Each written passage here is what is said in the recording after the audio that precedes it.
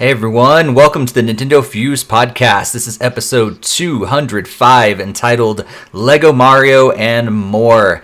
My name is Steve and I am joined, of course, by Barry. Hey Barry, how's it going? Hey Steve, always a pleasure. For sure. Also joined by Greg. Hey Greg. Hi everyone, always glad to be here. Absolutely. And we also have an old friend, Hassan's joining us tonight to especially talk about the Lego Mario and Lego NES sets, but also about all the news and everything. Hey Hassan, how's it been going? It's been going great. Glad to be back. Cool. Well, also like to thank all you guys for tuning in live. If you're joining us in the chat room, thanks so much, and we would love for you guys to just jump into any of the conversations that we're having tonight about news, what you've been playing, all that sort of thing. We love having conversations with you guys while we're recording live, but I also want to encourage you guys to jump on the social media. We're pretty much at NintendoFuse on Facebook, Twitter, Instagram, but you can also join our Discord. All those links are going to be in the description down below, but they're also on your screen right now, so you can see the Discord link, but then you can also see our social media on there. So yeah, we'd love for you guys to jump in there and join us and join in that discussion in between shows. That's a great way for us to kind of keep the conversation going in between our episodes. Also, if you haven't done so yet, hit that like button here on YouTube. Hit the subscribe button and the bell and all that sort of thing. And if you're listening after the fact on your favorite podcast app of choice, be sure to subscribe to us on there as well, and share that with all your Nintendo loving friends as well. That'd be great. But thank you guys again for so much for being here today. Before we jump into any of the Lego stuff, any of the recent news, we're going to talk about, as always, what we've been playing. And we'll go to Barry first. Oh God. Yeah, I've been quite busy in terms of games. I've had a lot to mess around with. So the Switch has been my heavy hitter. First, I've been a little bit more on Animal Crossing because the date changed, or the month changed, so have to catch all the bugs and fish. So I'm 2 bugs away from being done with everything. And got to shake some acorns out of trees now, apparently. But so I'm working on that. I started for the playcast. I started Brain Training, which is Brain Age, which I don't think even got a release in America, so only in Europe. But it's just like the DS game. It's a lot of fun, and really shocked they didn't bring that over here. I thought those did well. Then I've been playing a couple digital titles. Electronic Super Joy, which is a 2D platformer that will give you seizures and motion sickness, and there's literally a warning with like 6 different things right when you start. These are things like, if you suffer from any of these, don't play this game. And it's all like strobing lights in the background, so if they just took that out, it would be a fine game. But I had to stop. I'm like, yeah, this is really gonna screw with me. Played a little Adventures of Elena Temple, which is it's a 2D like old school Atari style adventure game. But what's interesting is, like, the developer made a backstory for the actual developer of the game, and like there's like 6 different versions, and it's like he always puts it on failed consoles. So it's like a Commodore 64 style, and then a crappy Game Boy version, and then a Game Boy Advance version. But it's not like the official. It's like always like the cheap knockoff he puts it on and fails. Really cute story. Gameplay's kind of fun. It's very much reminds me of almost like a 2600 or Atari 8-bit style game. Went back to Smash a little bit because there was a Spirit event for Paper Mario over the weekend, so I did that. I played a little Regina and Mac, which was requested by the Basement Dweller in our Discord. He really seemed to enjoy that. It's a 3D platformer, rough around the edges, definitely by a small team. Not bad. Then probably the biggest ripoff, even though I got it for free, which was Perseverance. And I only say that because the game, it's a visual novel with like choices, but it was actually good. Like, I was really starting to get into this. And then it ends, and it's like end of part 1. But there is no part 2. And there hasn't been a part 2. So, it's like Half-Life.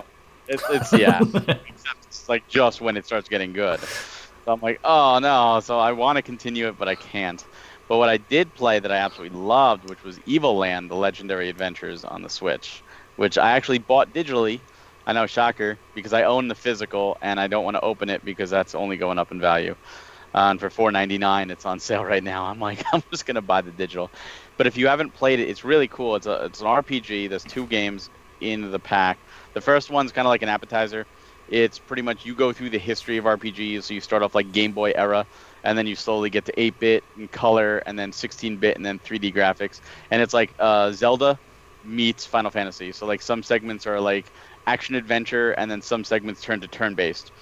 And then the second game is much bigger. Like the first game was like 3 hours long. It's very, very short. But the second game is like 15 to 20 hours long. It's like a Chrono Trigger style epic with time travel, except each time period you travel to, the graphics change. So like the very, very past is Game Boy, the past is Nintendo 8-bit, the present is 16-bit Super Nintendo, and the future is 3D polygonal. And the base game is Zelda, adventure, action, RPG kind of deal. Except the game throws every type of style you could imagine depending on where you go. So like you walk into a dungeon and now you're playing Bomberman. And then you walk into another dungeon and it's Fire Emblem strategy RPG. And then you go to a town and you have to solve Professor Layton clues with the whole, here it is, everything like Professor Layton. And then you get to a boss fight and it's Street Fighter. It turns into a one-on-one 2D fighting game. Another segment is like a side-scroller beat-em-up like Double Dragon or Turtles Arcade, stuff like that. There's a shmup section where you're flying on a flying device. There's just all these weird different styles. The first game also has like a Diablo style too, which is really cool. It pays homage to it all. There's characters, there's references. It's really like a love letter to games. Took me by surprise. I did not expect much from this game, and I do highly recommend it at this point. Very, very good. On the PS4, what I can't recommend is I started the Uncharted series, and I beat the first game, and I can't recommend the first game.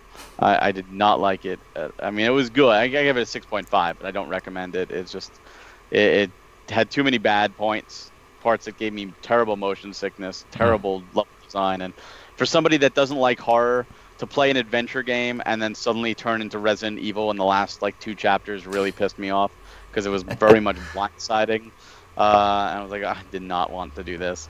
Other than that, Dragalia Lost, still playing that, coming up on the 2nd anniversary on mobile. Still playing Mario Kart Tour and still playing Final Fantasy 14, of course. Nice. There's a lot there. One for Uncharted, like I never played the first one, but the third one's really good. So when you eventually get to that, it's good. I heard it gets better, but the first one, they couldn't control the camera. Some things were a little obtuse where to go. Enemies took like way too many shots. Like there were bullet sponges even on easy. The jet ski can die in a fire. If I never see another jet ski that's not Wave Race 64, it can die in a fire. That really was terrible. Because I don't know if there's jet skis in the other ones, but like the camera is tied to whatever direction you're currently going. So if you got to go around the corner and you turn, your whole camera turns instantly. And as the waves cut like this, the camera's going like this. And I'm like, oh my God, really? Do I need this? Are you going for true realism? Like, this is not working for me. Wow. The games definitely get better as they go. I've played the 4 of them and part of Lost Legacy. They definitely get better. You know what I mean about the whole zombie section at the end of the first game? That did come out of nowhere, yeah. Yeah, it comes out of nowhere. Then it gets dark and like there's alarms blaring. And there's enemies climbing up the wall, chasing you like hunters from Resident Evil. I'm like, what is going on? I don't like horror games. That's why I was playing this game. This is not what I like. My heart's like racing. Yeah. I'm like, no, I do not like this at all. This is like Zelda and suddenly it turning into Tetris. Like I did not sign up for this, Right. Nice. That's interesting as well that you talked about those other couple of games that the Evoland and stuff that like kind of changed over time, because I remember there's another adventure game, I think it was a side scroller, maybe kind of that as well. Do you remember the name of that? I forget. I don't know, but Evoland does have 2D side scrolling sections where you go to the camera. Do that too. Yeah, it kind of seems like it took that idea and then blew it up to much bigger than whatever. I forget that other name. It starts off Super Mash. No, that's a different idea. But it was he graduates from the 8-bit to the 16-bit to the sort of thing as you progress through the game. But this kind of sounds interesting because you're not only changing the generations, but are also changing genres and stuff like that too. That's really cool. Well, one thing with like the first game, and why I say it's like an appetizer, is like you play on Zelda, you have your hearts and all that stuff, and then you switch to turn-based, and now you have HP, and you gain levels. But those levels don't transfer when you go back to a Zelda dungeon. So they're two disconnected. But in 2, you still gain levels as experience points, but you have an HP bar. So like you start with like 30 HP, you level up, now you have 34. So in the Zelda section you have 34, but you turn to the side scroller, now you still have 34. And you there's a turn-based RPG section to like Chrono Trigger, and there you still have 34. So like it carries over. There's a different equipment you can buy. Really, really interesting, cool final boss, a lot of cool bosses, and cool story elements where you do things in like the past and it affects the future, vice versa. And there's a lot of depth to it. It's interesting. Like one dungeon, it's like Oracle of Time from Zelda Ages, where it's like in the dungeon you have to do past, present, and future. So you're constantly changing within the dungeon to figure puzzles. Very well done for a small team. Nice. I'll have to check that out. $4.99. I do recommend it, and I don't usually recommend digital titles. It's like that's so cheap for what sounds like a ton of content there. It's like there's even a card game. The first one has Triple Triad from FF8, and the second one has a Magic the Gathering style game, but really well done, like a really fast-paced Magic the Gathering. So addicting that I actually hunted down all the cards. Like it took me 3 hours, but I enjoyed doing it. Nice. So I do recommend. Cool. Greg, what have you been up to lately? Well, not quite as much as Barry, that's for sure. I don't think I could top that. Still going strong with Animal Crossing. We're still working through the redesign of our island, staying up to date on the fish and bugs and everything going on. Launched it today, and I was trying to find some acorns and pine cones, but I couldn't find any. Instead, I got the 5 wasps and 2 pieces of furniture and the gold. And then when Rachel and Belle did it later, they got a few pine cones and acorns. I was like, hey, what gives? I just get the standard dailies, and I get all the crafting materials that are new. So what you gonna do? Then I've been going very strong into Paper Mario: The Origami King. I'm actually pretty pleasantly surprised. It's definitely much better than the last 2 games. I don't know if it's still quite on par with like the older style games like Super Paper Mario and like the first 2. The boss battles are still kind of a struggle point for me. I don't really like the change in pace.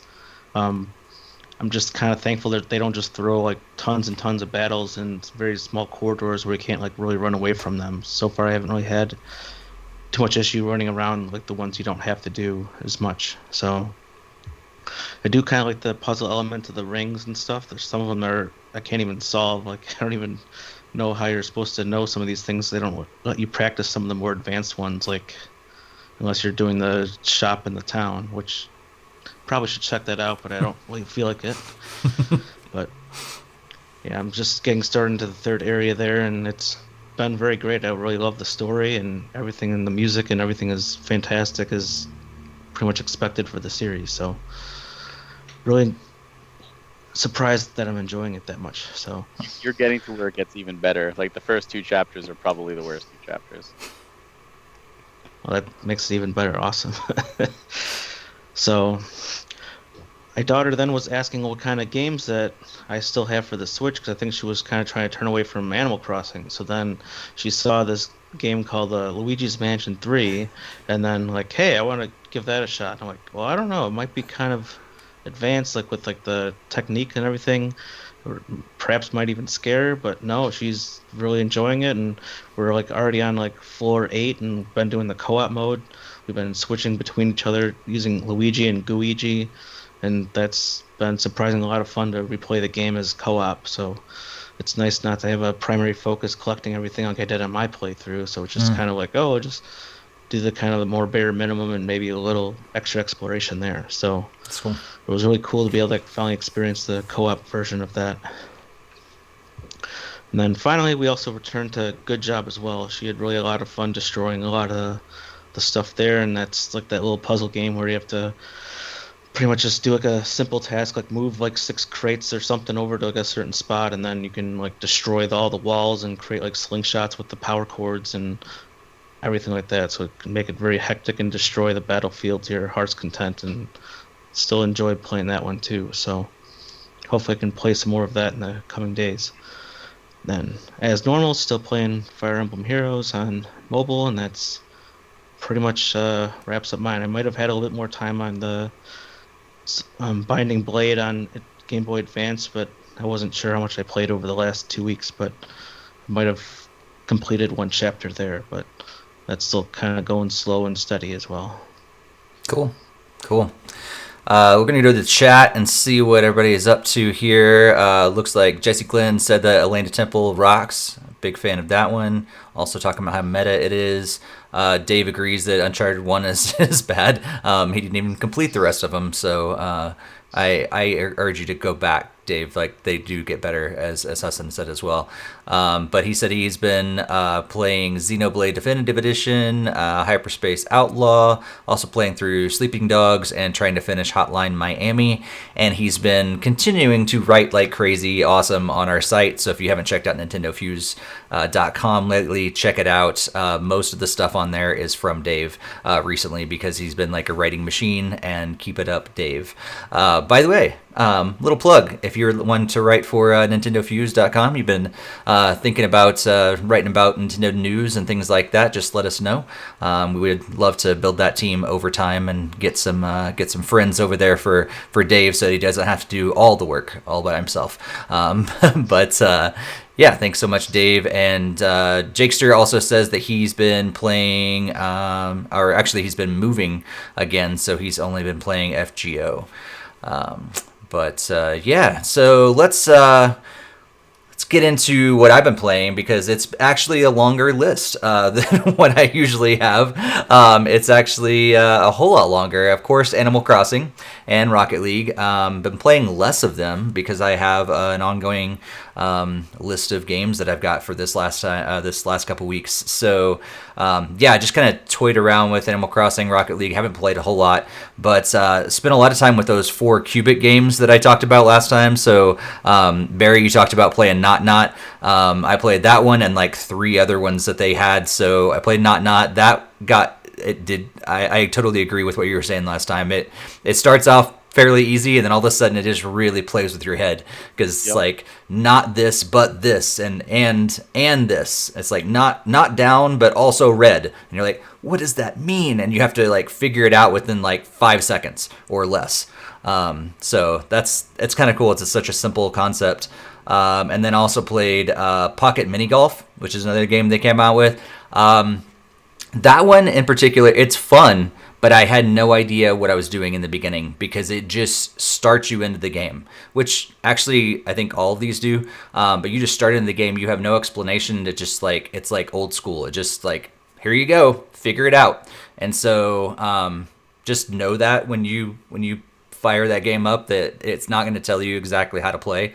It's really, really simple how to play, but it doesn't tell you. You just have to move the stick around, hit the A button when you want to hit the ball, and you get 3 misses. So it's not like regular mini golf where you just kind of progress through however many, 18 holes or whatever. It's go as far as you can without missing, without getting more than 3 hits for a hole.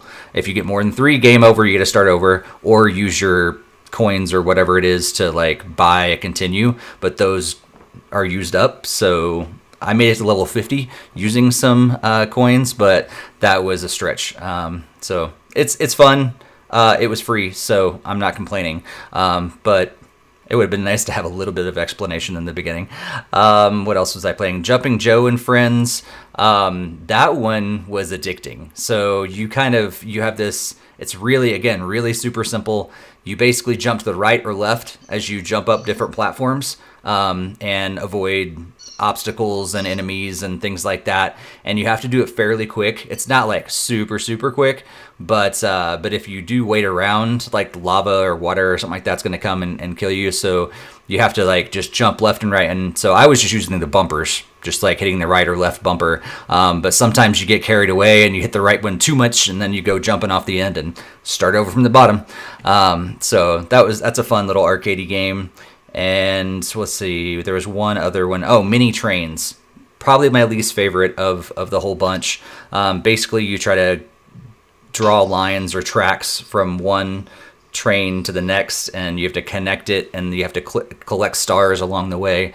The controls are kind of weird. You get like this side thing, but then you can also go to overhead view, and the camera is kind of wonky. I did play it for a while because I kind of got into it, but it was my least favorite of that bunch. And then finally, I played a little game that I know Hassan's been playing a lot lately, and that's Fortnite.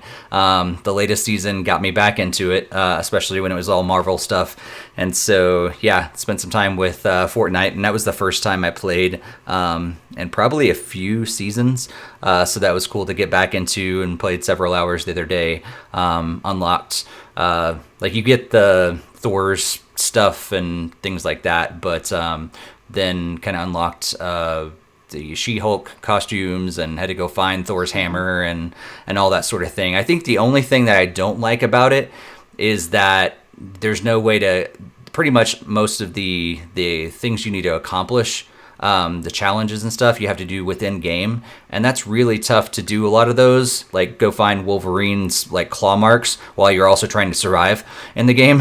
So it'd be nice if I could just do the casual mode and complete all the challenges, but I guess that just adds to the difficulty. But yeah, it was pretty fun to play all that. So let's next go with those over. Challenges, Yeah, by go the for way, it.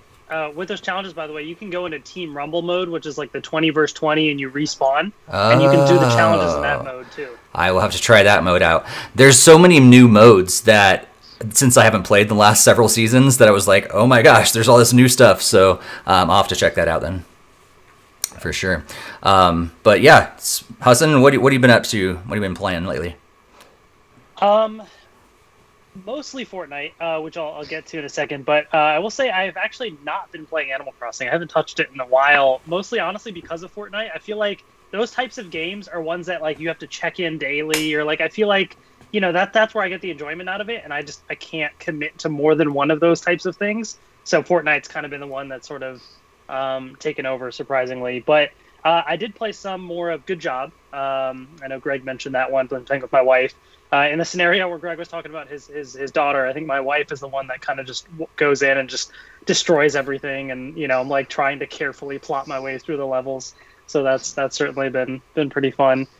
I did get one. There's some Jackbox Party games that were on sale, so I got the one that has the Trivia Murder Party. So that one's pretty fun. Played more of Power Rangers Battle for the Grid. Finally got past one level I was stuck on in the story mode, so I'm pretty close to finishing the story. Yeah, otherwise mostly just Fortnite beyond that, between the new season and you know, I got some of my other friends into it, so this is kind of like our way of just catching up. You know, every couple of days we'll just hop on and play some games, and it's just been fun to you know, especially with Marvel being the big collab for the new season. That's certainly been an exciting new thing to check in on. They're like every few days adding, like they just recently added like a Black Panther monument. They added like an Ant-Man little house on the island. So like every few days, the random things are like kind of popping up on the island. Just makes it fresh to keep checking in. That's cool. Yeah, I really wanted the Silver Surfer costume the other day, and was like, I just spent money on the Battle Pass. Do I really want to spend more money just to get a costume? But it's Silver Surfer. It looks really cool. Yeah. But I decided to hold back. Did you? I actually, so usually what they do with the Battle Pass, so it's 100 tiers, right? And so when they first offer the Battle Pass, you can just buy it at level 0 and level up yourself. Or you can buy it a little bit cheaper at, well, it costs more money, but you save in the long run if you buy out 25 tiers of the Battle Pass right at the beginning. Did it? Yep. And that's usually what I do. Yeah. This time, though, I actually, once you buy the 25 tiers, like you can buy up all the way to the 100. I actually bought out the 100 tiers. And the reason is, last season, I got to like level 116, 117, something like that, by just playing the Battle Pass all the way through. This season, after you get past level 100, you start unlocking silver variants of the Marvel characters, and then gold variants, and then hollow variants. So once you get to level 220, you've maxed out all the stuff. So I was like, I'm only going to be able to level up pretty much what I did last season, so let me buy out the 100, and then earn the other 120, and this way I can like fully max everything out because it's Marvel and I want all the skins. And so yeah, I'm a sucker and I fell for it. But. Nice. Yeah, How much did that battle pass cost? Basic battle pass is what, like $5, $7, $7.99, something like that. Something like that. Yeah, I think generally each tier is like $1.50, but then like you get the first few tiers are reduced, like the 25 tiers at the beginning. So I don't know, it was a good chunk of money if you can do some of the math. But yeah. I looked to just like do it like halfway, and I think it was somewhere in the $70 range at that point. But that was just halfway. So yeah, pretty much. That's how they get you. Oh, you have the Marvel character. Well, now you need the silver variant. Oh, you think you've got them all, but you don't have the gold. Oh, you don't have the platinum.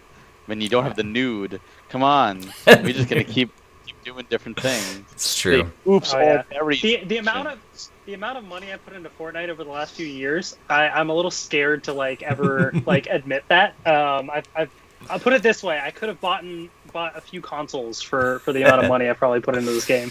You know, the way I look at it is, if you're having fun and you're enjoying yourself, then honestly, you get your money's worth. As long as you feel you're getting your money's worth. Right. You know? Yeah, there's definitely only one game at a time that I could do something like this. Like, I don't think there's any other type of games as a service where I would be able to be putting in money and trying to do all that. Like, it's really like there's only so much time in the day to focus on these types of games. Yeah, that's for sure. Especially when you're building all these Lego. So we're going to get into that really quick, but I want to head to the chat room, and Jesus is talking a lot about Mega Man. He's one. And is it actually his birthday tomorrow, or is he joking about Mega Man? I'm not sure. We'll say it's his birthday, but he's joking about Mega Man. That's probably the opposite way. But hi to you guys in there. Also, Basement Dweller, kind of cool to see you guys there. Barry was talking about a game you recommended earlier and how he really enjoyed it. So, all right. Also, Jakester says that see Barry, at least Fortnite is treating the Avengers better than Square Enix. Yeah, Jakester's not a big fan of the new Avengers game at all. I know there's some controversy around there. Yeah. I played the beta. I enjoyed it. I have my copy of the game coming tomorrow, so we'll see. Nice. We'll see how it goes. I'm holding back for now. I'm like, you know what? I'll see how things go. I should have done that with, other games in the past where I jumped on it too early and feel like I wasted my money. So I'm like, I can wait a couple weeks and see how other people think about it first. So. I still can't look at the characters and not feel like I'm like a 7-year-old, and I told my mom that I wanted Captain America to come to my birthday party. So she rings up some guy, and he comes wearing a Captain America costume, and he's not Captain America, clearly. And he's like, "Hi, I'm Captain America." And I'm like, I can't take you seriously. That's how I feel. Like, everyone looks like the stunt doubles to the MCU, or just like it looks so off. Yeah.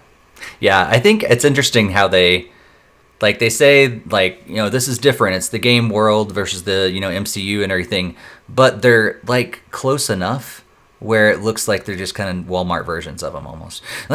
You should have just went with a different direction altogether. Look at, what Marvel Ultimate Alliance 3. I mean, those characters are there, but they look nothing like the MCU. They're a completely different style. They're cartoon style. That's what they should have went with. Yeah. But instead, they tried to mimic it without using the actual lookalikes, because they have to have the licenses, to make their Captain America look like Chris Evans. So it makes it look like a Chinese knockoff. Yeah, and they look great in Fortnite.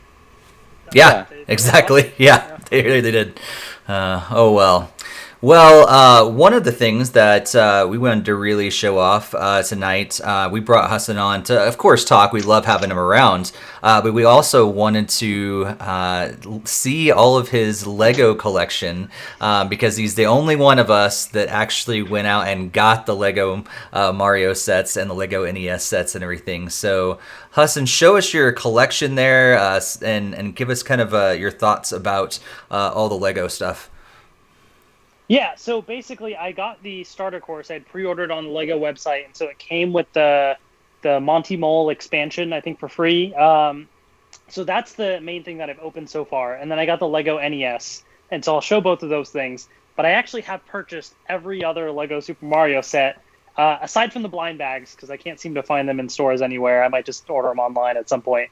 But let me put my camera here and show you what I got. All right.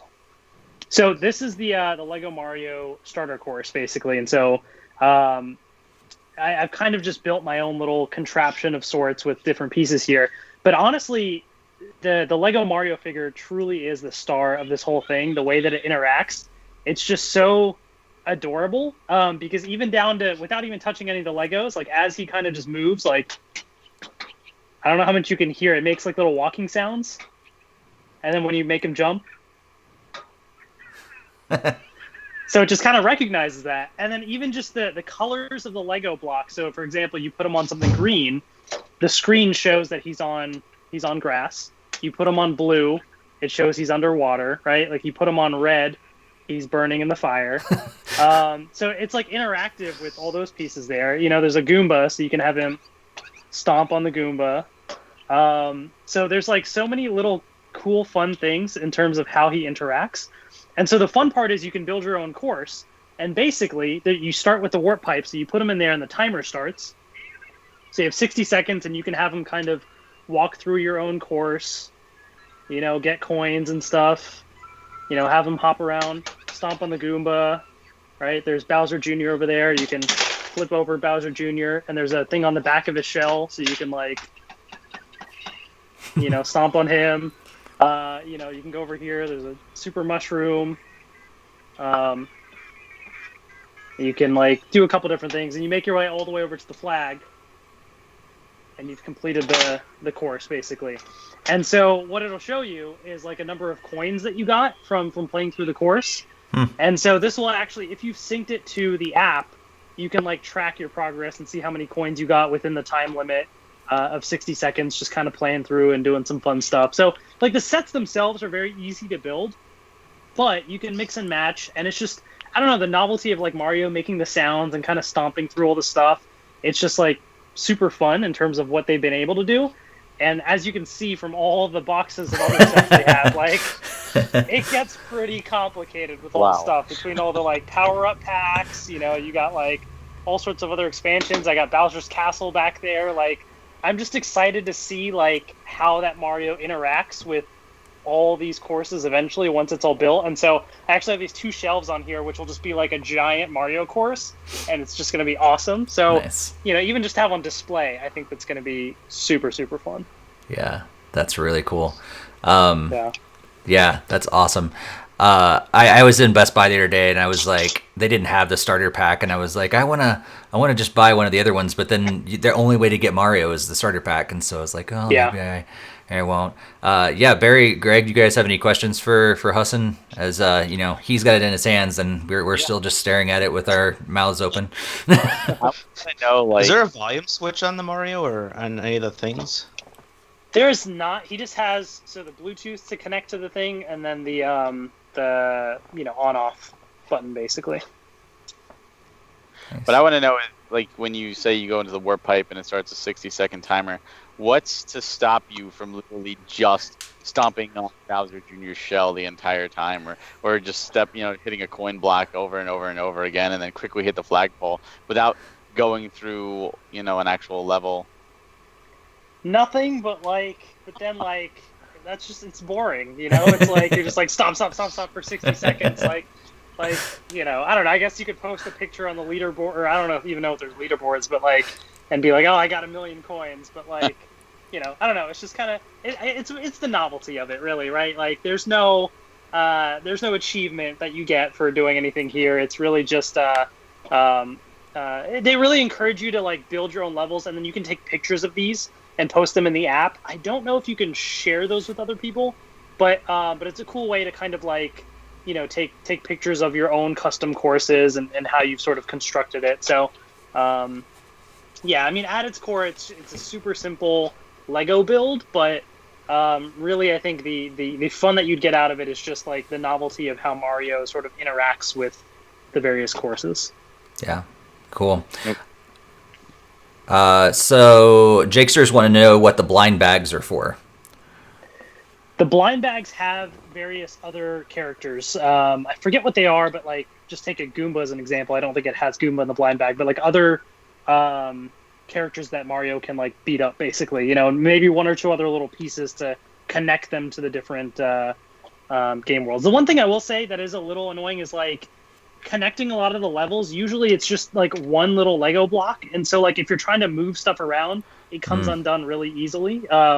There's no, it's just literally just one block that creates a path. I mean, you could try and build your own, but with the starter course, you only get so much anyways. Like, this is all the extra pieces that I had, which is not much. So it's a little flimsy, but I guess you're not really going to be moving it around too much. So, Yeah. There's that. But I guess if you had other Lego bricks, you could probably just reinforce some of them, though, right?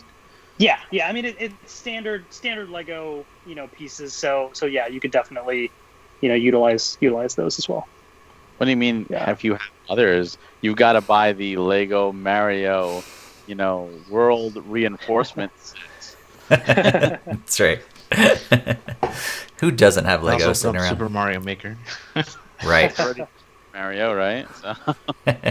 But what I will say, what is probably more up our alley is, of course, the Lego NES, right? And so this is the true fun. This one took a good weekend to build, maybe 10 plus hours altogether. The NES, a few hours, and then I think that the TV and stuff was a little bit more. There's 2 separate booklets, actually, so you can decide which one you want to build first.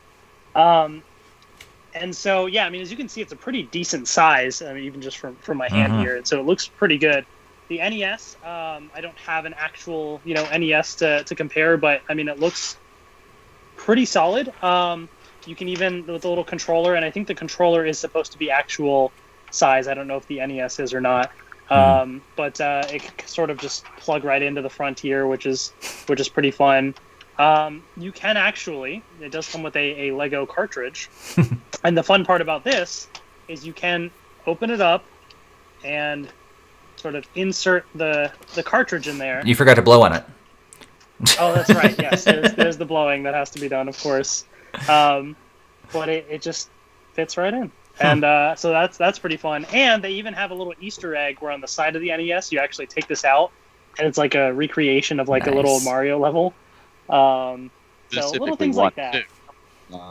Yeah, it's 1, 2 at the end of it. That's really cool. So that's pretty fun.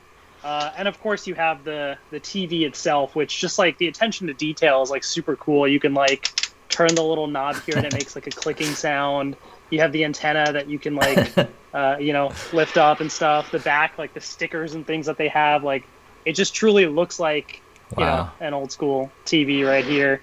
And it was a really fun build too, because you sort of build this like wraparound piece on the inside that you just stick in here, and so when you turn the crank on the side here, it'll make Mario move on the level. And it just looks really, really neat. But the awesome part is the Lego Mario actually interacts with this, right? So if I bring in the Lego Mario, there's actually a little barcode on the top here, and so that will let Mario know that you're using him with the NES. And then you move him like right in front of the barcode, and as you rotate it, it actually makes the appropriate sounds for what he's doing on the TV. And the way that's accomplished is as the thing rotates on the top, during certain segments, like where there's an enemy, there might be like a red marker, and when there's like a coin, there's like a green marker. So as it slides through, because you've scanned the barcode, he knows that he's like, on top of the TV. So it knows when to play certain sounds based on what's on the TV, right? So it's actually pretty smart. So like as you're doing this, you're. That's really cool. And it just blows me away to see like activity with what they're able to do with that. It's super fun. So yeah, this is definitely one of the coolest Lego sets that I've built, just from the look and the design and what they were able to do with the little Mario figure. Yeah, that's so cool. I love that they interact, because I was wondering, it was like, the one thing it's missing is music. Well, you hook the Lego Mario up to it, there you got your music and your sound effects. So that's awesome. That was really cool. That's almost making me want to go out and try to find one. Right? I know, right? So I think this is exclusive to Lego, like the Lego store or Lego.com, the NES set. The Mario stuff, of course, is available like at any of the retailers, but the NES is definitely going to be more of a collector's type item. So if you're interested, definitely try and get one soon. Yeah, for sure. So yeah, do you guys have any questions about either of those before we kind of wrap up and get Hassan's final thoughts on this?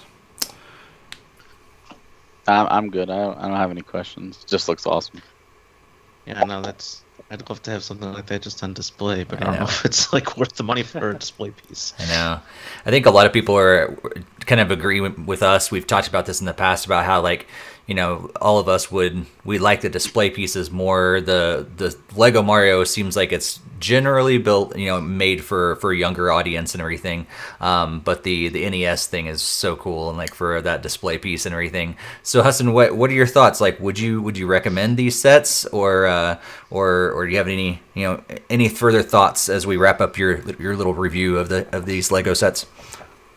Yeah, I think the NES, for sure. I think if there's ever one, like I haven't really bought many big Lego sets before because I know they can get pricey, and I think if there is one to buy, I think this is one of the ones I would definitely recommend, just because I don't know, just looking at it honestly still blows my mind that they turned this little interactive TV is made out of Legos, and so it's just a cool thing to have on display and a fun collector's item. I think the Mario sets are really just going to come down to like you said, if you're into the novelty of Mario interacting with different game pieces, the Mario set, the starter course is not too, I forget the price exactly, but you could always just buy the starter course just for the Mario.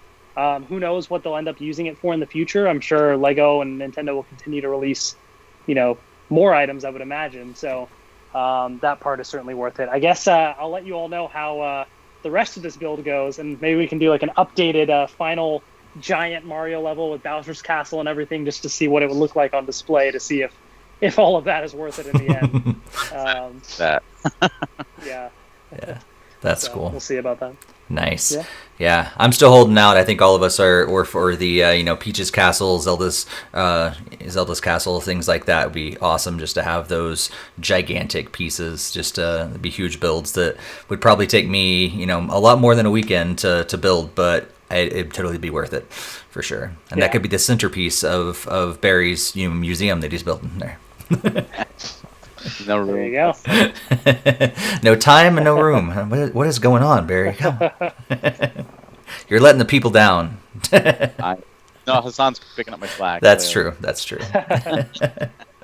Well, thanks, Hassan, for showing us all your sets and everything. And it looks so cool. And I'm still on the fence about the NES set. It looks awesome. I'm just at that point where I'm like, do I want to spend the money on that or not? Like, that's really the kind of the point where I'm at right now. It'd really be cool to have, for sure. But we'll see. If I come into some extra cash, maybe I'll throw it that way. I don't know.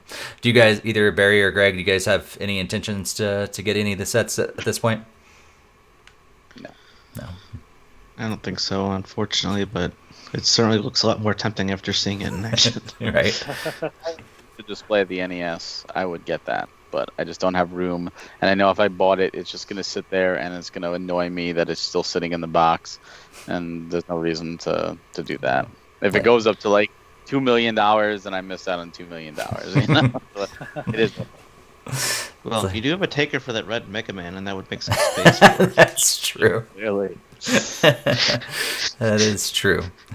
Right. Well, let's move into some news. We did have another Nintendo Direct Mini that may or may not have sparked some controversy around this one, as they usually do, but this one had a little bit different of things going on. So morning of August 26th, though, just a few days ago, we woke up to a partner showcase Direct Mini completely out of nowhere.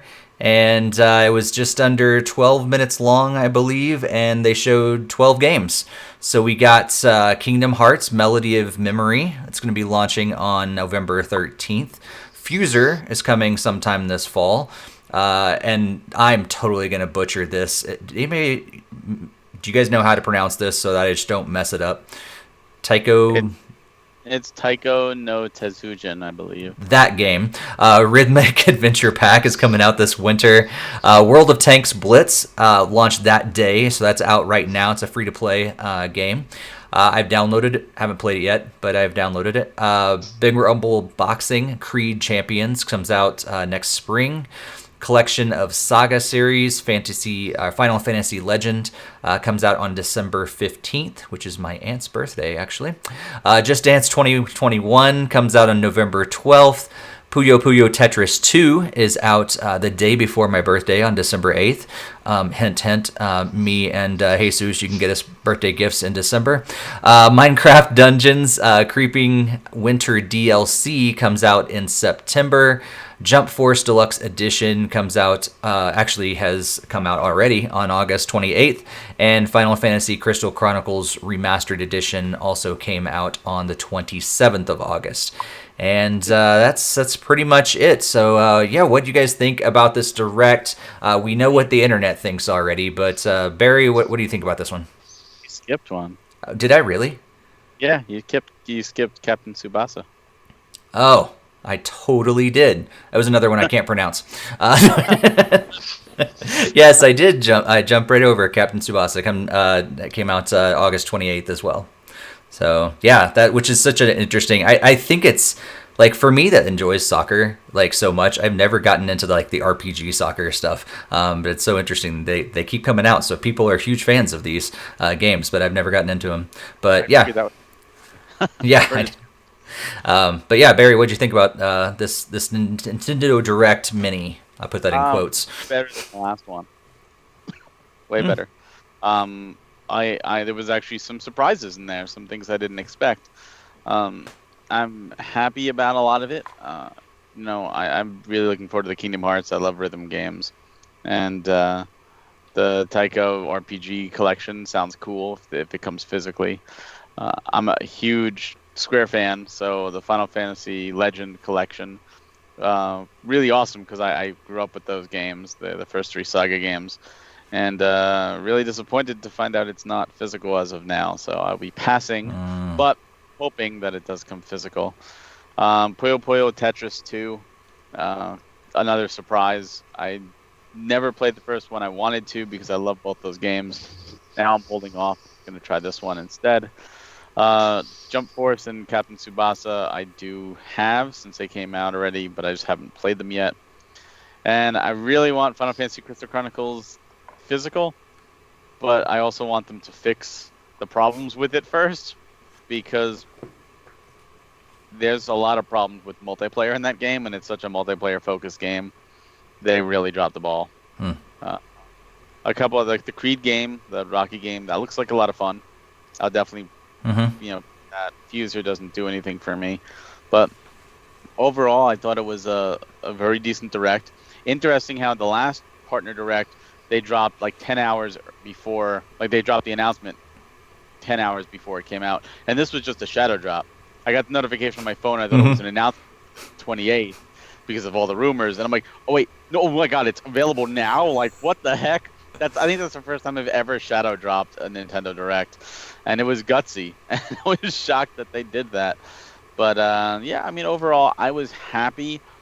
I still want to know what first party is going, with what they're doing. I still a lot of negativity, and again, people are never going to be happy. I think, especially with how starved we are, we're a couple days away from a full year since the last full-fledged Direct. But I mean, it's better than nothing. And I'm happy with a lot of those announcements, and I'm happy the Switch is still getting some quality titles. Yeah, for sure. Yeah, I think we talked about this, I think, maybe on 2 podcasts ago or 3 podcasts ago when we talked about the last Direct Mini and saying that they're just getting smaller and smaller with their announcement windows, and then eventually it went away altogether. No announcement at all. It just, here's the video. So, and a lot of people are saying in the chat, that we think, should they actually even call them Nintendo Directs at all? Should they just be partner showcases? It kind of lowers the bar maybe a little bit. I think they tried to do that by calling it a mini, but people are still kind of had this bar of expectation for a Nintendo Direct, and while they're cool, it's just maybe not at that level of expectation. But again, we've talked about expectation levels before. We should all just lower them and we'll be a lot happier. Remember that. Greg, what did you think about this one? Yeah, much of this wasn't really targeted for to hit my kind of interests in general. So to me, it wasn't obviously very good. I thought the last one was a little bit better, like the Indie Showcase. But I'm still happy to see that I know there's people out there that are excited for these games. Like Barry said, he loves rhythm games. It's very exciting that he'll get a few more rhythm games coming up while he waits for Cadence of Hyrule, that next pack. So that's awesome. So in general, as I said, I didn't feel like any of these games were targeting or really interesting me specifically. I mean, the only possible one would be the collection pack for the Game Boy Final Fantasy games, but I'd never had played those on Game Boy, and that would just be more of a shot in the dark. I mean, I do like the classic Final Fantasy style games, but I never really got into Crystal Chronicles or the other more like 3D ones, like the ones after 6. So it was pretty much my main exposure to Final Fantasy was just the classic. Nice. The other ones they're different. They're different kind of games for sure. I think I love the fact that the Saga series is on there, but I probably won't buy it. But I think it's a cool collection for sure. Yeah. And Dave's saying that the Taiko no Tatsujin. Oh, man, I butchered it. I had it in my head and I still butchered it. But anyway, is interesting. Didn't they released a drum only in Japan right now? Yeah. It's not coming out to America. I think they announced an American release. I imported it from Japan like months ago because I got the Taiko no Tatsujin, the Japanese game. Say it so easily. So I got the drum as well with that, and it's pretty cool. But I think these ones are taking that but adding like an RPG spin to them, which makes me less interested personally. But the series itself is a pretty fun rhythm game. Cool. Yeah, Hassan, what'd you think about the entire Direct? Nothing real. Like, it wasn't really that great for me personally. I think I'd like to put, for the record, 11 minutes before the announcement, I said, I'm thinking we'll get a Nintendo partner showcase this week, and then an actual Nintendo Direct with the Mario announcements and other first-party stuff next month.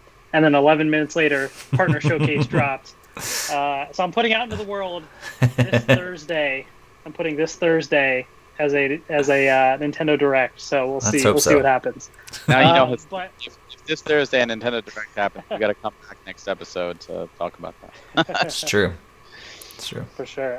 But no, I think overall, I mean, there wasn't really much. I think, looking at the list, I like rhythm games. And so, Fuser definitely is something that I'm very interested in, especially because it reminds me a lot of Drop Mix. That little, not a board game, but that little, attachment thing that, you could connect to a mobile device and put the physical cards and stuff. So I have that, and it's pretty fun. So I'm excited about Fuser. I just wish we'd get more of a specific release date as well to try and figure out when it's coming out. So that's really, honestly, with now we're getting into the time period of like with these game announcements of like I'm trying to figure out what I'm even gonna get or not, because we're expecting a baby later this year. I'm like, I'm not gonna have that much time for stuff. So it's like, trying to figure out what I want to get. But Fuser's definitely on my list to pick up at some point. Nice. Speaking of Fuser, this was totally not planned, but I got a package earlier today. Did not see this coming at all, but Harmonix and NC, what is it? Also, they're published or whatever, NCSoft. sent me a package. I thought it had the game in it. I was like, well, this is exciting and totally unexpected. No, it didn't. I'm going to let you down because I was let down earlier. I got a postcard that kind of just tells a little bit about the game. Still no release date. But, you know, it's a postcard, I guess. And then it came with a book, which is a notebook. I guess so I can write down my best mixes in there. Not really sure about that. It also kind of got stuck on the side and like it kind of fell apart as I was taking it out of the box. So that was great. And then a pen that I'll show you. Yeah, it's kind of stuck in the box. This pen, it says Fuser on it. It probably weighs 2 pounds. I don't know what it's made of. It's like solid metal. It's ridiculously heavy. Way too heavy for what it needs to be. And I got a face mask that says Fuser on it. Because, you know, socially distant and all that stuff. It's actually a really nice face mask. But yeah, that's what I got. No game. So that was kind of totally unexpected. Didn't think I was going to get anything from Harmonix and NCSoft and everything. But yeah, they sent me a little package to promote the game, but still no game and still no, you know, release date or anything. So that's and what they Fuser. showed in the Direct Mini, the multiplayer mode, like it was like 10 seconds of footage, and I couldn't even tell that there was multiplayer even happening. I was like, what are they showing? And they're like, and that's a look at our multiplayer mode. I'm like, yeah. What was that? It's almost like turn-based as well. So it's like, cool, Yeah. I guess, but you just chart the other person goes and like, all right. Yeah. Like, I don't know. I mean, it's interesting for sure. But like all the rest of the kind of DJ games I've never really gotten into. I think they're cool. I think it's great that games like that exist, but yeah, I don't know if I'll actually be getting it.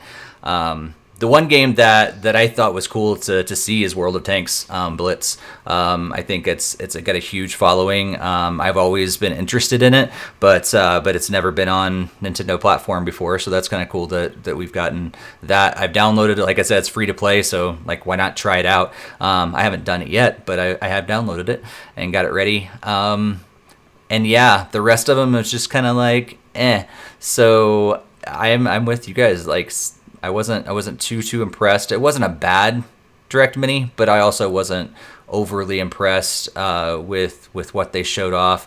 Puyo Tetris 2 like almost kind of just seems like an enhanced version of it, because it was like we're bringing everything that was in one and then just adding all these extra features, which is awesome, but it's just interesting that they decided to call it 2 instead of Plus or something. But maybe they didn't let Nintendo name it, you know, because they would just call it New Puyo Tetris. Subcontext that is new to justify a whole, you know, sequel. I mean, some people said like, oh, Splatoon 2 isn't really a sequel or a new Super Mario or Mario Maker 2, you know, but there's enough content there to justify the sequel. Mm-hmm. So. Yeah, and I think it's interesting, like you said, like just jump to 2. There's no reason to get 1 anymore unless maybe it's cheaper, but yeah, just go ahead and get 2. Yeah, I don't think there's really nothing else that like really excites me. Like I said, I love that the Saga series is coming on there. I probably won't buy that again. Honestly, if I want to play that game, I'm just gonna boot it up on my Game Boy again and just play it on my original Game Boy. It's easy enough to just find 4 AA batteries somewhere and throw it in there again and just play it on the original system. Yeah, I think it is interesting. I'm hoping what you said is true, Hassan. I hope that we get a full direct as early as Thursday, but we'll see. See for sure. Yeah, let's see. The chat looks like Jakesters want me to rock the Fuser mask in the modern day Steve. Nice. Yeah, Basement Dweller also says Puyo Tetris looks like feels like DLC. There is going to be a new story mode. Dave brings up in Puyo Tetris 2, which is really cool. That they didn't just add some extra side modes like to add a full on story mode is pretty cool. So. All right. Well, that was the Direct Mini, and we also had a little event called Gamescom. I don't know if any of you guys are familiar with this little, tiny little event called Gamescom. But there's a few NintendoFuse. No. I was on the press list, but I wasn't actually present. It was all digital this year, so I actually got to go to Gamescom for the first time ever. So I get to go to Play NYC and Gamescom this year, which is really exciting. So Nintendo games were shown off there. Nintendo Life has a big rundown. I'm just going to run through these just like the Nintendo Direct, and then we'll kind of chat about them just a little bit. Jurassic World Evolution Complete Editions coming out on November 3rd. WWE 2K Battlegrounds September 18th. Blood Bowl 3 is coming out Q1 of 2021. Warhammer Age of Sigmar Stormground sometime in 2021. And then Lego Star Wars. I know Jakester's really excited about this one. The Skywalker Saga is in spring 2021, which I believe has been delayed, unfortunately. Little Nightmares 2 is on February 11th. Doom Eternal, The Ancient Gods Part 1 DLC is to be announced because we don't even have Doom Eternal yet. Lonely Mountains, Downhill, Eldfall, who knows how that to be pronounced that, but that DLC is coming soon. Wonderboy has a new game. Dave wrote an article about this one. You can check it all out about Asha in Monster World. Comes out Q1 2021. The Outer Worlds, Peril in Gorgon DLC is coming out at some point in the future. TBA for that. Space Crew is coming out on October 15th of this year. Minecraft Dungeons, the Creeping Winter DLC was also shown off there. That's coming on September 8th. Hot Shot Racing is coming a couple days later, September 10th. Spellbreak is coming out on September 3rd. And Grindstone is coming out this fall. Bridge Constructor, The Walking Dead. So we talked about Bridge Constructor, actually, it was earlier in the chat room. Those guys were talking about Bridge Constructor. There's going to be a Walking Dead version coming sometime in 2021. Demon Turf is coming out at some point in Q4 of 2020 or Q1 of 2021. Spinch is coming out in just a couple days on September 3rd. And that was pretty much it for Gamescom this year. So quite a bit of games that was actually shown off for Nintendo Switch. What do you guys think about these? Any of them really excite you? Were any of them, it was really cool to see more of them. Greg, let's go to you first. Well, I didn't really follow Gamescom to begin with because I kind of totally forgot about it. But I was trying to briefly go through the trailers, and pretty much right now I'm just kind of standing at like a Wonderboy. Does look kind of interesting. I do like those kind of platform games where you kind of like it's like action platformers and just destroy enemies, find stuff, and kind of explore around. So overall, that seems like my main takeaway from this is I'm still trying to go through some of the trailers, but I mean I'm not really into too many like racing games or like Minecraft like games, so those are usually definitely passes for me. So I'm still trying to get kind of caught up on some of the trailers, so that's pretty much all I have right at this point, but I'll hopefully try to chime in on when you guys are probably mention one that I'll probably like. Nice. Yeah, there's a lot, and I was actually surprised that we saw so much Nintendo content there. Just going to the chat real quick. Basement Dweller says that Little Nightmares 2 looks really good. Jakester is chiming in and saying he was super bummed about Lego Star Wars being delayed, but how awesome that trailer was, and I'm fine as it looks like an amazing game. And we've kind of talked about that before. Sometimes, delays are unfortunate, but sometimes, if it's going to make a better game in the end, then okay, we can wait a few months for that. Hassan, what'd you think about some of these games that were shown off at Gamescom this year? Nothing that really stood out to me specifically from the list. I think the only one that was more just it was just such a random announcement was the Bridge Constructor, The Walking Dead. The trailer was kind of interesting, and I mean, yeah, I don't know. Just for that alone, like I love the Walking Dead series, and so just that concept of it just seemed kind of interesting. So I might, kind of look into it a bit more and get some information on that. But otherwise, nothing else like really stuck out to me too much. Yeah. Barry, what'd you think about this? Way more games than I was expecting from Gamescom, which is nice to see Switch get some love. For me, Demon's Turf just looks like the highlight. I really like what they did with Slimeson and for Braz, and I'm just really excited to see how this comes out. Lego Star Wars is one of those that I was already planning on getting. I did enjoy the first game, and I never did play the second or third. But this one looks totally different than those, and I think the reason I stopped playing those is they felt very formulaic. It was mission based, and this seems more open world, and that excites me, especially considering it's not just like a movie or 3 movies. It's all 9 movies, and I don't know if it's gonna have any like Clone Wars added in or Rebels added in and stuff, but it looks really good, and that trailer, like Jakester mentioned, is really awesome, and the music that they used with that trailer, that sold it. Like, just hearing that rendition of the Star Wars theme, I'm like, yep, I'm gonna try and play this because this looks really good. Yeah. The rest of the stuff, it didn't immediately jump out at me, but when I see it again, maybe I'll get more, interested in it. Like Bridge Constructor, I like Bridge Constructor, and obviously we played Bridge Constructor Portal for a game chat, and that was one of those that it's a lot of fun, but I'm not a fan of Walking Dead. I don't watch Walking Dead, so I'm not sure how how into that one I would be when I could just play Bridge Constructor Portal whenever I. Yeah. I'm with you on that one. And Bridge Constructor is a great game, but yeah, I'm not a huge fan of Walking Dead, so I'm not gonna jump into that themed one. But it's cool for people that are. I'm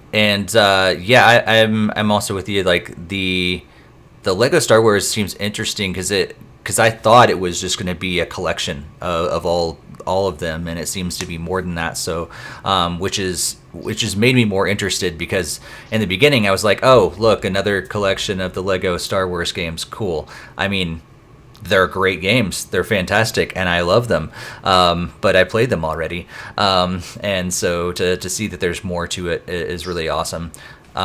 Jurassic World Evolution is just interesting. I like Jurassic Park, Jurassic World stuff, so that's just it's a cool thing that I don't know if I'll get it or not, but it was kind of interesting to see what that's all about. And then probably a game that I never before I get into that, Wonderboy, of course.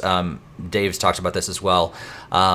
Those are always great games, and so I'm still on the fence. I'm not sure if I'll get it or not, but it was cool to see the game, especially built around Asha as well. But then games that I've never gotten into is the Outer Worlds, but it seemed that the more I see of it, the more I go, maybe this one will be the one that gets me into it. And so I don't know. There's some definite maybes on my list from the Gamescom announcements this year. Nothing overwhelming, like I can't wait to get it, but a lot of games that make me go, maybe. So yeah. Jacer says because 8 and 9 never got games. That is true. So that is, 8 and 9 never got those, maybe because of the backlash, or just because they held out for, the complete saga, for sure. But Jakester doesn't know anything about Wonderboy. Oh, there's your homework there, Jakester. Go learn about Wonderboy. Fantastic games. So let's move on, because it wasn't just Gamescom. We also have some cool announcements that the Nintendo... Maybe some of you guys kind of forgot this, but a few years ago, Nintendo actually pulled out of Brazil.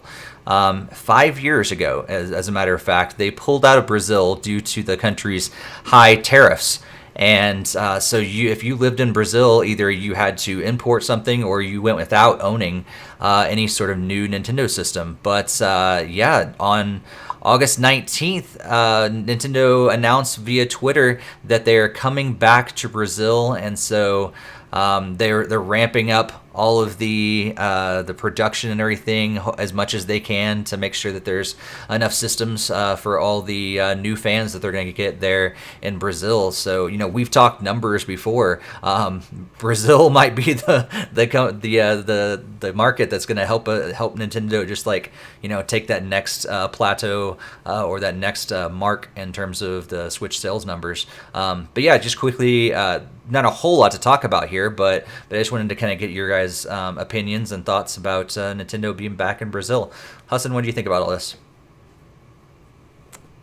I think that's great to see for those in Brazil that they can finally get the direct access back from Nintendo. I think we've already seen Switch numbers and Switch sales just continue to be great across the globe. So the more that they're able to ramp up production in other countries, that's only going to help sales, which is only going to help further software sales, which hopefully is just going to keep support coming. So I think it's only a good thing. For sure. Barry, what do you think about all this? Anytime that more people can play video games, it's a good thing. And Brazil is a rich country, and they've got a lot of great culture there, and they've got a lot of great gaming culture there. And there's a lot of stuff that they produced in Brazil that we never got here, especially with Tectoy and the Master System and stuff. That's just fascinating to see what they were able to do, because there is a market for video games in Brazil. And I'm happy that the Switch is going to head there. I'm happy that those gamers, because I'm sure some people imported, you see like Breath of the Wild, Game of the Year, like I want to play this, of course. But now they won't have to do that. Now more people can enjoy these great games. I think you're right. It's going to severely help that plateau, especially initially, during that first rush, that, oh my God, it's out. I just hope that they do that and get it out before the PS5 and the Xbox X comes out, because if those wind up, arriving in Brazil, that's obviously going to steal some thunder. Yeah, for sure. Actually, it's interesting to note, like, people are maybe wondering, okay, how high were those tariffs? That's to not enter that entire market. Well, the Wii U cost Americans, what was the price? $249? Am I remember right? $299 or $249, depending on which model you bought, I think, or maybe it was $329. $279, somewhere in that range. It cost $800 in Brazil. So that's why they pulled out of that market. So that's a gigantic markup. But that's no longer going to be the case. Greg, what do you think about all this? Just as kind of echoing with both Hassan and Barry had said, it's just great that they get the option to play, be able to buy Nintendo stuff there again. So it's always great to have more people playing Switch and more opportunities for more sales and more people enjoying some great games that are already out there. So positives all around, pretty much. Yeah, for sure. Just imagine if you're in Brazil and then all of a sudden you get the Switch this year, and you get all those the 4 years, is it now, of or 3.5 years of the whole library of games. That's a lot of games all of a sudden. Talk about No Time Barry. Man, just imagine being Brazil Barry, having all those games at once. There's no way. Console generations, even in America, they'll buy the PS4 when the PS5 comes out. Yep. And look at the library of games. When the Switch 2 is coming out, they'll buy a Switch, look at the games, and they can get a lot of them on the cheap. Yep. That's true. Speaking of Switch 2, there's some rumors. Go figure. Stop me if you've heard this before. There's rumors that a Switch Pro is coming out. So, yeah, I don't know. This has happened so many times. I feel like it's the boy who cried wolf, but apparently, again, So a lot of places are jumping on this. Bloomberg has an article. I mean, last time they made this huge deal, there was a new Switch. It was the Switch Mini or Switch Lite, but what we thought was the Switch Mini. But yeah, apparently a beefed up version of the Switch, a newer model, is supposed to be coming out next year. People say early next year. But in the middle of all this pandemic, of all this stuff, of Switches being hard to find, like, do we actually think that these rumors could be true this time, and there would be a new Switch, or a Switch Pro, or a Switch 2, or the next version of Switch that just has better battery life and better power, similar to the last one? Like, is that actually going to happen? Barry, what do you think? There's really no way to even begin. When we've had these discussions before, do I think it's smart? Yes. Is this Nintendo we're talking about? Yes. Does that mean anything? Yes. I mean, look how many years, people, especially like Michael Pachter, was like, this is the year that the Wii HD, we need the Wii HD. It's insane that there's no Wii HD. And you know what? There never was a Wii HD. I mean, there was a Wii U, but there was never a Wii HD. And like, that's a no-brainer. Why don't we have an HD version of the Wii? And it does seem like a no-brainer to have a more powerful Switch.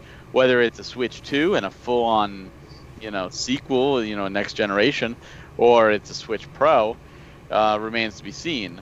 But if they do not do an upgrade, it's only going to hurt them in the long run, as more and more third parties develop for the PS5 and the Xbox X, and they say, well, you know what, it's going to be too costly for us to downgrade or develop a special version just for the Switch. There's no supplemental consoles that they could also bring it to. The Wii had the PSP and the PS2. That helped them. The Wii U, early on, it had the 360 and the PS3. That helped them. The Switch has had the PS4 and the Xbox One, which has helped them. Those are all going to dry up. So, should they? Yes. Is it the smart thing to do? Absolutely. Is it Nintendo and we have no idea what they're going to do? Also correct. Yep. Greg, you got any soothsaying in you tonight? What's Nintendo going to do? Well, I kind of I had listened to like the Rich Review Tech, and I'm kind of more on board with some of the points that he had made, and that was kind of that it's probably not the wisest decision. You have all these people coming into Switch brand new. They got a library of games to check out, like obviously even like Brazil's case, and then you're going to introduce a platform, like a newer version of it that might have a few exclusive versions, like the new Nintendo 3DS, and then that could kind of anger the people that just had gotten the normal Switch, and then you can end up kind of getting like hurt on some of the sales on those. I mean, I don't know how well the new 3DS did compared to like the normal 3DS XL, and I know there was a very few exclusives for that one, but I don't know. I almost see it better as more of like a modest upgrade where it would still support the full Switch things, and you have the option to upgrade for slightly better performance and everything. That would be great.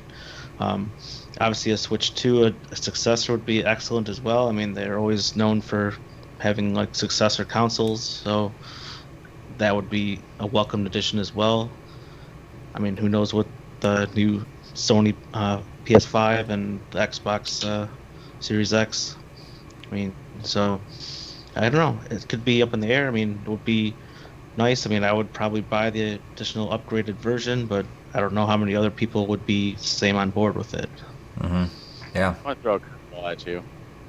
Okay. We're looking at this as in this is going to be an upgraded Switch, or it's going to be, Switch 2 or maybe a minor upgrade, whatever. What if Nintendo decides they want back into the home console and the handheld realm, and this new Switch is a docked only, it's a consoleized version that is way more powerful, can't be taken portably, but plays all Switch games? like part of me says no, but then I'm like, oh, it is Nintendo after all. Hassan, what do you think about this? Yeah, I mean, I don't know about that scenario. Nintendo really could do anything, so who knows? But like the advantages of that are like there's more disadvantages to advantages to it in terms of if you want to have a home console, you want to like beef it up with more power, and if there's no other games that are going to take super advantage of that or have exclusives and all that, then there's just not as much of a point. Again, it's Nintendo, so who knows? They could easily do that. I kind of, agree with Greg that this could just be more of like a modest upgrade. Maybe this is Nintendo saving money on certain parts and, things are more cost effective now. And so cutting back on certain things, but then also, slightly boosting the power to like upscale some games docked to 4K or something. But like, like little things that like can, help a little bit, but nothing major, no Switch 2, not even, I wouldn't even call it a Switch Pro, but even maybe like a Switch Plus, like just like a little. That little sounds like it. That sounds about right. Yeah. Right. Like a Switch New Switch Plus. Yeah. You're right. Exactly. So I don't know. I think I could see that. As far as like 2021, I mean, we've talked about it before. It made sense before. It makes sense in 2021. It makes sense no matter, at whatever point. So when it comes, who knows? Like I could see a scenario where the Breath of the Wild sequel and the Switch Plus or whatever, release at the same time in the spring, or I could see a scenario where that doesn't happen at all. Like it really is kind of open, I think, but I'd buy it, of course. So, Yeah. I think it makes a lot of sense. Like, I think we talked about this possibly in the last episode, and I really like the idea of the next console, the next version, the next whatever it is, like still keeping the Switch like idea that you can take it on the go, but a beefed up dock really makes a lot of sense. That you put it in there and it enhances the games up to 4K, and maybe gives more frames per second, stuff like that will really enhance those games. And maybe it is almost a little bit more home console first, but you can also take it on the go. But then, and they can actually, you could spend a little more money on that, because for the ones that don't want all that, you have the Switch Lite. And that's going to live on as the handheld, that cheap version that you can still enjoy pretty much all those that same game library, but yeah, like take it on the go all the time and spend a lot less money on getting a console. Now, will they do that? I have no idea. But I've been thinking about that idea since the last time we talked about it, and I really like the concept there. And it would definitely get me. Like I'm not going to go out and buy something that just makes it slightly better, but if you give me something that's really going to enhance that home experience at least, I'm like, yeah, I may jump on that. And I do that possibly even before they make the next full-on Switch upgrade thing to whatever it ends up being, 2, or maybe they come up with a completely different name altogether. But yeah. That's where I am with it. It seems like a lot of people like in the chat are agreeing with us kind of around these thoughts as well. Any further thoughts before we move on to our last couple stories? Yeah, I would actually definitely. I think we would love the upgraded version, because our version of Animal Crossing is just like lagging to hell. Like really, like we're just like walking, like trying to run on the island, and like all these frames are just dropping, and it's like. I don't even know what's the heck is going on. Interesting. I don't know if there's like some sort of like item limit if you have too much stuff down on the island and stuff like that, but that would definitely be a welcome change, because I'm surprised to see that game not running as nicely as Breath of the Wild, to be honest. Yeah, I did notice when I had that one time when I was waiting for certain characters to come, and I had a ton of fish and bugs out of my front lawn. Yeah, I definitely got frame rate drop on that. I'd run by it and it was all of a sudden start chug along and everything. I think the interesting question, the thought that just came to my mind too, and I forgot to share it earlier, was I don't know about the timing. I just they're struggling to keep up production right now because of COVID and everything else. They're gonna have to make a lot of extras to go to Brazil. Like, do they have the capacity to actually make a Switch enhanced version, Pro, whatever, that quick? Like, I feel like early 2021 is a quick turnaround for something like that. I mean, it could happen, but I don't know.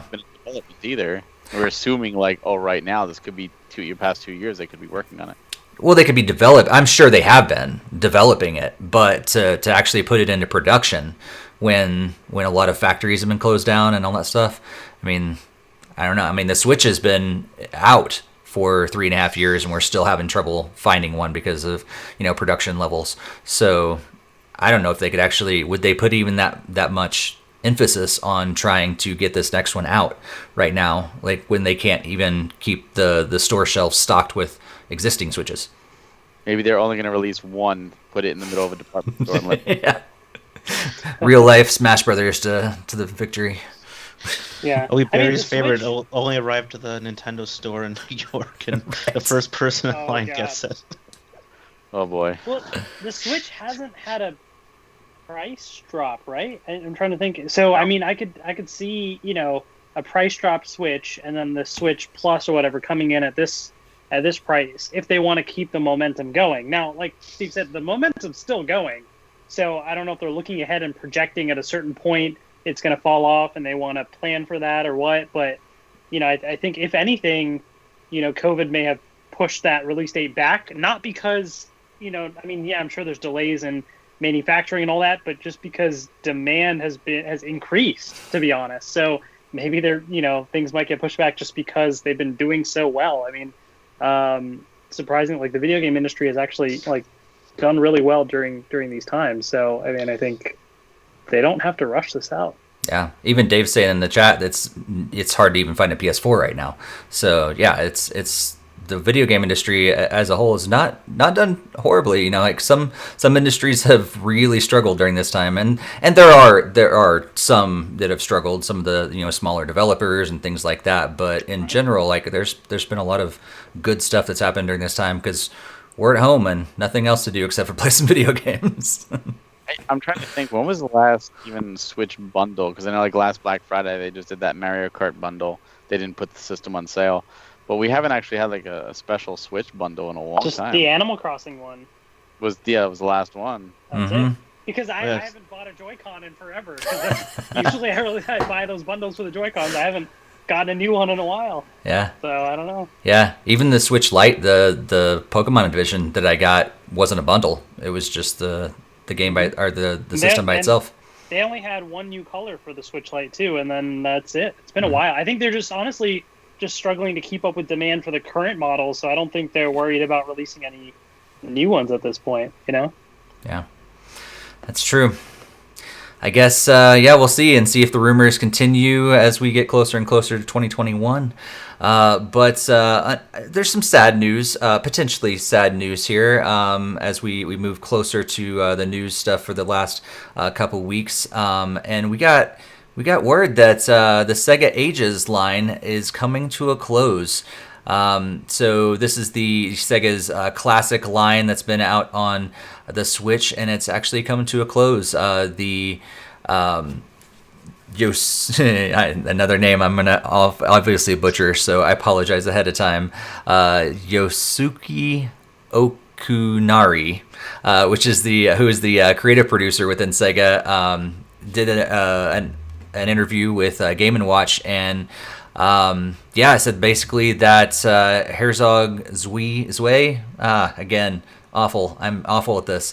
Is going to be the last game that's going to be coming out under the SEGA Ages line. That's actually only a Japan release right now, which brings the total of games, I think, up to 18 here in America and 19 there in Japan. This is not a huge news story, but I just wanted to kind of get your guys' thoughts about this. Is this disappointing to you? Did you see it coming? Does it make sense? What do you think about about the SEGA Ages line coming to a close. I think especially around, we've talked a lot about, bringing those classic games over in various ways. We've talked about bundles and different things like that, and stuff. And so, like, to see one actually coming to an end, what's that mean? What are your thoughts around all this? Hassan, what do you think? I don't know. I never got any of the games. This isn't particularly anything that I've certainly been interested in. So specifically for me, it doesn't really impact me. But in general, it's always sad to see these types of things end when we don't have sort of standard, like we don't have like a virtual console. We don't have like those sort of the standard line of games where we can expect this stuff to continue for a while. This is something that SEGA was doing, on their own as their own line. So it's sad to see this type of thing end, and you just wish that there would be some way to keep this type of thing going with a unified line. But at this point, who knows? Yeah, Dave in the chat was saying he was shocked. He wonders if the SEGA Ages titles are too expensive to produce, and maybe they're not selling too well. Greg, what do you think about all this? Yeah, kind of along the lines of Hassan. I can't say I purchased any of them because I haven't, but it's kind of always sad to see like developers stopping like a series or whatever on Switch. So it's kind of like at that midpoint of like the Nintendo console where third parties start kind of backing off, and it's kind of stinks in that regard. So I don't know. I mean, it obviously really stinks that people that are really looking forward to those games or for ones that haven't released, and so it's always kind of disappointing to see that. I mean, it doesn't affect me personally as I wasn't collecting them, but it's still never a good thing to hear that someone dropping support. Absolutely. Yeah. Barry, what do you think?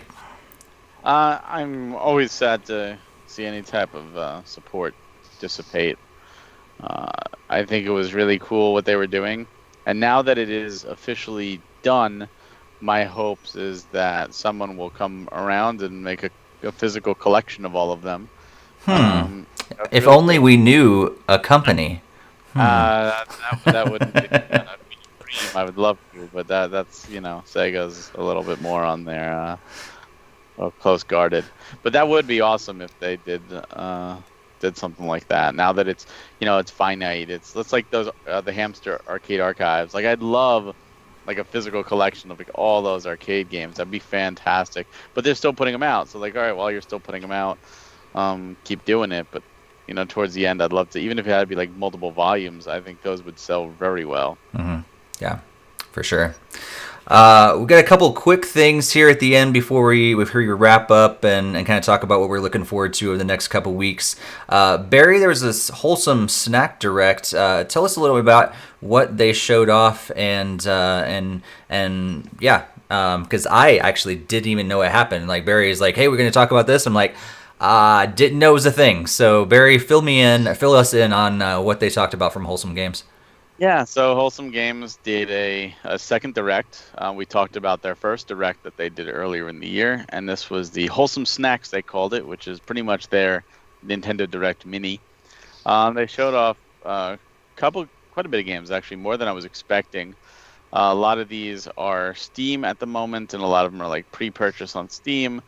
They had Button City, Date Night Bowling, which is actually like a bowling game, but it's all about the interactions with your partner that you're there with, and you have to have an enjoyable date. Really like interesting take. Garden Story, Half Past Fate, Land of Screens, Lemon Cake, Lonesome Village, Paparazzi, which is all about taking pictures with your dogs and getting cool, like almost like Pokemon Snap for your puppies, and then Snacko. And both Garden Story was actually in the indie world that Nintendo just did, and they did it. And he also talked about like this is coming to Switch, and Half Past Fate is also on Switch, which is cool. So when we did the whole Wholesome Direct, we're like, oh, it would be great if some of these wound up going to Switch. A lot of them weren't. Now this is a small direct, and two of them are actually on Switch or going to Switch. One of them being even in a Nintendo indie world, which means any of these could wind up on Switch. And right now Nintendo is not putting out first party stuff, so they're really leaving it to the third parties and indies. And it's just great to see developers get out there and present what they've been working on, and some of these stuff, it's not AAA stuff, it's but they're passion projects and they're unique. And so I was even intrigued by that date night bowling thing. I mean, that could be kind of interesting, how you play your cards and how it works. And I like things that are outside the box. Mm-hmm. Yeah, for sure. I think it's cool. I think it seems interesting. I'm gonna have to definitely go back and check it out for sure. But I think the last time we talked about one of these, it was like not really much that really interested me. But this does sound like there could be some more stuff in there that is going to grab my attention. So I look forward to going and check it out. Barry or Greg or Hassan, any thoughts about the Wholesome Snack Direct? As like you, I'll probably just need some more research on it because I didn't really know anything about it. So obviously not really much of an opinion at this time until I look at it further. Yeah. Same here. All right. Cool. Well, Barry, way to be on top of things, and the rest of us are gonna have to play some catch up. Presenting tomorrow's news today. That's right. We're gonna also have to eventually make sure that we mark this date on your calendar. That's on September 10th. So just a few days from now, at 11 a.m. Pacific time, Ubisoft Forward event is going to happen from 10 to noon that day Pacific time, and they're going to show off some games. We don't really know a whole lot about what it is, but Ubisoft does have an article on their site. We're going to see some stuff from Watch Dogs Legion, Hyperscape, Rainbow Six Siege, and then some other much anticipated new IPs like Immortals, Phoenix Rising, which was formerly known as Gods and Monsters, and some other things as well. So we don't know a whole lot about it as of this moment. We don't actually even know if there's going to be much talk of Nintendo at Ubisoft Forward, but just wanted to make sure that you guys are all aware of that. We'll be for sure talking about it in Discord and things like that. But yeah, before we move on, any thoughts about any predictions or hopes or dreams or anything about Ubisoft Forward, Barry? There's two games I'm really wanting to see from Ubisoft, and that's Beyond Good and Evil 2 and Gods and Monsters, which we will see. The name change for that, I was expecting a name change. It's not the name change I was hoping for, but I do hope that they show off a really kick-ass trailer, and then at the end it cuts to a brand new trailer where the character's like fighting monsters and is getting, maybe his butt kicked a little bit, and suddenly like an arrow shoots down from like the sky and Pit flies in and starts helping out, and they do like a Kid Icarus cross promotion, kind of like how they did the Star Fox with Starlink. That's what I want to see. That would be amazing. The tip I gave earlier about keeping low expectations, Barry? No. Yeah. Hassan, any thoughts about the Ubisoft Direct? Oh, actually, sorry, Barry. What was that? That would be awesome. You know it. Come on. That is true, but trying to keep realistic here. Yeah. Hassan, any thoughts? Nothing specific. I mean, beyond games, I hope that they address all the sexual harassment issues that have been coming up at Ubisoft, and we'll see if they actually, mention anything there. I don't. Seems like I don't know. I don't have high hopes that they're gonna address anything at this type of event, but it's certainly important. Beyond that, like specific to the games, there's nothing like super big that I'm kind of looking forward to. I think at one point, like I wouldn't be surprised to see a Mario and Rabbids 2 happen at some point. I don't know that I expect that to happen, right now, but I could definitely see them doing a sequel at some point. So we'll see. Yeah, that game did take off so well and did so well for Ubisoft and Nintendo. So that'd be really cool. Greg, any thoughts? I don't know how much the Switch stuff. I kind of recall vaguely that we didn't really discuss like a Ubisoft Forward, and there was like very little Switch stuff there. I was kind of looking through our podcast list, and it looked like on the 21st of July we said there was a Ubisoft Forward, and there was like nothing there for Switch. So I don't know if Ubisoft. I mean, I think I remember kind of saying that Ubisoft was kind of throwing in the towel already, like they usually do, like mid-cycle, and they just focus on upcoming hardware like midway through. Mm-hmm. So I don't know how much is going to be there for Switch. I mean, obviously, I hope they have some more stuff coming. It's great. I mean, I know how Mario and Rabbids that you guys were just saying was really good, so it'd be nice for them to continue more support for Switch. Yeah, for sure. Yeah, I don't really know what to expect from Ubisoft as of the last few years. Like, there are times where it seems like they are in love with Nintendo and doing some awesome stuff, and then there's other times where it's like, who's Nintendo? Like, do they exist? What? So yeah, I don't know. We didn't really see much before. Will we see much this time? I really have no idea. But, I'll watch it and check it out and hope for the best. It'd be great if Barry's prediction comes true. That'd be awesome. But I'm not gonna hold my breath for that one. Hey, it's already confirmed for Switch unless they cancel it. That game is confirmed for Switch, and it wouldn't surprise me. Just with Pit, I'm not sure. When they look at the trailer, it could be very mistaken as, there's that Pit. Because that's what I thought at first when I first saw that trailer. I'm like, oh my god, they're doing a Kid Icarus game. Mm-hmm. And then when I saw it was Gods and Monsters, immediately like, all right, they're doing their own IP, but are we going to see some cross tie-in because they've done it before? And honestly, Starlink failed as a game. The game itself I thought was fantastic, but in terms of sales, Starlink failed. However, Starlink sold the best on the Switch because of that Star Fox collaboration. So they're not stupid. Look at like Soul Calibur 2, from Bandai Namco.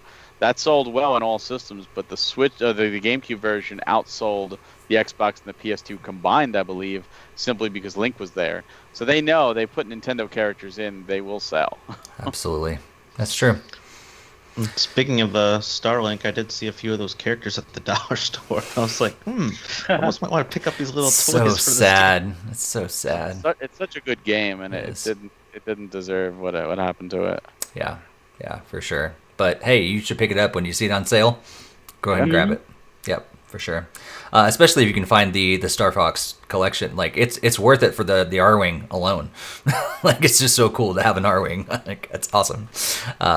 But let's move on to talk about what's coming up. But before we do that, I just want to again thank you guys for tuning in. If you haven't done so yet, hit that like button, hit the subscribe button, hit the bell, share it with others, and also if you're watching this after the fact here on YouTube, throw all comments down below. Let us know what you're thinking about all this news that we've been talking about, what you're looking forward to playing over the next couple weeks. Maybe you're some hopes and dreams from the Ubisoft Forward event.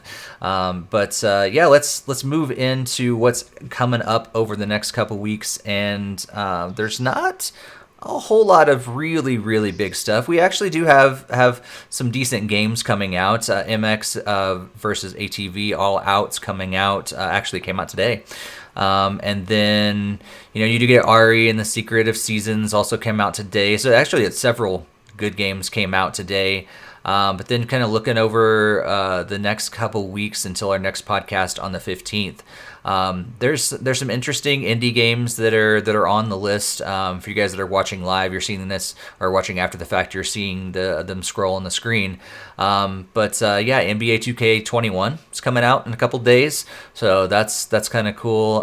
Spider Solitaire or Solitaire Spider Minimal is out for 69 cents. It's on sale, so if you didn't want the full Clubhouse games to get Spider Solitaire, you can just buy that version. It's only less than $1 right now.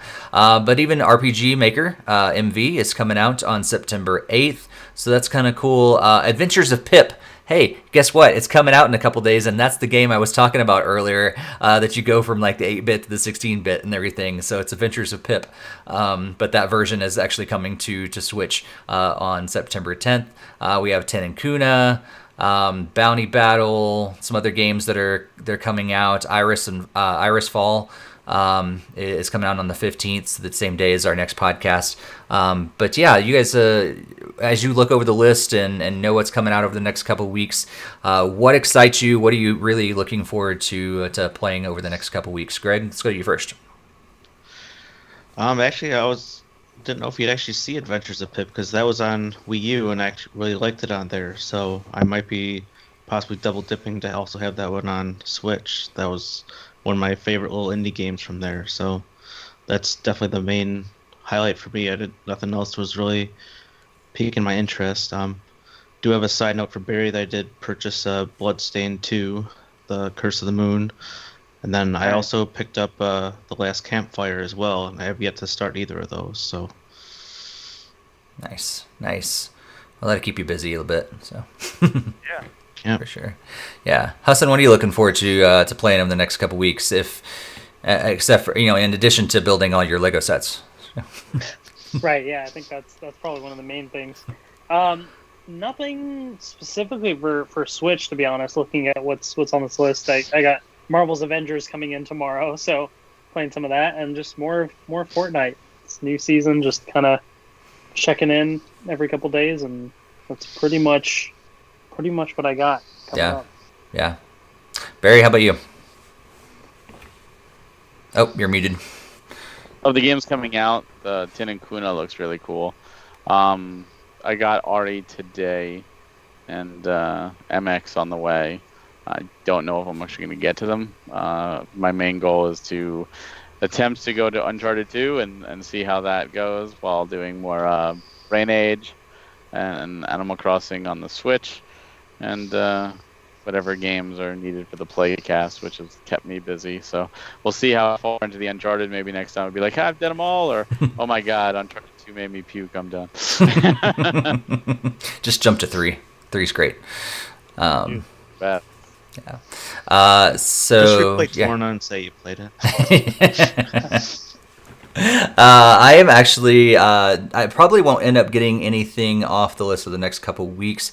But I did end up getting Evergate, which was at the last announced. Was the we talked about it last podcast. Yeah, and so I haven't got a chance to check it out yet, but I'm really looking forward to playing that over the next couple weeks. It just came out on the 18th of August, so just a couple weeks old at this point. And then playing around more with Fortnite as well. Playing, trying to get some of those the other challenges and stuff like that. Have to pick up or to try Hassan's hint earlier. You gotta add me, Steve. We'll complete some of the challenges together. We should. Do some duos. That'd be great. Just a warning ahead of time. I'm not that great. I'm really good about. I'm good at surviving. I've got a lot of second, third places, but yeah. It's skill-based matchmaking, so it's always nice when I join lobbies. Like I had my friends start up the game a few seasons ago, like for the first time. We were like winning all the games together. I was like, this is such a breeze. And then after a while, it started to get a little tougher for them because then because it's kind of averaging the skill, I guess, of all the players involved. So definitely. Yeah. Well, just as long as you guys know ahead of time. I think I'm looking forward to, like, each year I kind of like look with slight apprehension at the next 2K game or NBA 2K game. So I'm gonna check it out and see like what the reviews look like and everything, and see if people actually like it and stuff, and maybe I'll end up getting it. But honestly, I probably would get it on Xbox or PS4 instead, because the last NBA 2K game that I played on Switch just chugged along, and I had played it on Xbox and it felt so smooth, and then I went to Switch and I was like, I just want this game to move. So if I get it, it'll probably be on Xbox, but yeah. Isn't 2K20 like on sale for like $5 or something right now on the Switch? It is. Yeah, I saw that. Yeah. It was like 90-something% off. I was like, oh, yeah, okay. Yeah. It's one of the top sellers in the eShop right now because of that. So, guess if you want an NBA game and you don't want the 2021 rosters, just get that one for $5. Hassan, it's been great to have you back on the podcast, especially to talk Lego and see your collection and everything. Thanks so much for joining us tonight. Yeah, it's always great joining and seeing how everything's going, for sure. For sure. Make sure you check out his YouTube channel, and with all the different stuff that he's posting over there, is Power Rangers and everything. What have you been posting lately? A lot of Power Ranger stuff, but I have been doing a bit more streaming too, streaming some Fortnite as well. Got a good setup going with my capture card and stuff, so that's been it's been pretty fun. Cool. Yeah. Cool. And Barry's been doing a podcast tour, pretty much out there. Yeah. So Barry, where are you going to be in the next couple of weeks? How many podcasts are you going to be hitting? Actually, quite a bit. So obviously this one here. Then on Friday, I'm doing the Switch Mania Playcast as all Fridays.